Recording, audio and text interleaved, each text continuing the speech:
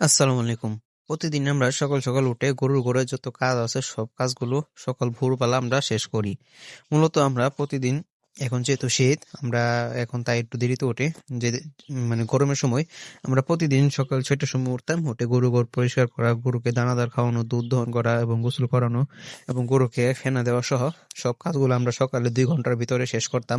এবং আবার ১১টা থেকে ১২টার দিকে আমরা গরুর জন্য ঘাস বা ফেনা নিয়ে কেটে নিয়ে আসা হতো এবং দুপুরে আবার পরিষ্কার করে গরুকে আবার ফেনা দেওয়া হতো এবং বিকালে আবার গরুকে পরিষ্কার করে গোসল করে ফেনা দিয়ে দানাদার খাওয়ায় আবার দুধ দহন করা হতো এবং শেষ। আজকের মতো এতটুকুই ছিল কাজ এবং রাতে যদি ভালো লাগতো তো একবার আসে পরিষ্কার করে যেতাম।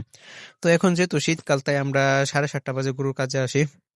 গরু কাজে আসার আগে আমি এমনিতে উঠি ৬টা, ৬:৩০ বা ৭টা এরকম টাইমে। যখন একটু আগে আগে উঠি তখন বাইরে গিয়ে একটু হাঁটাহাঁটি করি, চারপাশ ঘুরি। আর যেহেতু এখন আমাদের এদিকে যত চোর ছিনতাই আড্ডা বেশি হচ্ছে তাই সকালে ভালো উঠে আগে চারপাশ ঘুরে ঘুরে দেখি যে কোনো দিক দিয়ে কোনো ক্ষয়ক্ষতি হয়েছে কিনা। তো দেখার পরে তারপরে হাঁটতে থাকি যতক্ষণ না পর্যন্ত রোদ না ওঠে, ততক্ষণ পর্যন্ত আমি কাজে আসি না। রোদ উঠলে তারপরে কাজে আসি এবং গরুকে গোসল করানো সহ দানাদার খাবার, গোসল করে আগে দুধ দহন করি, তারপর দানাদার খাবার দিই।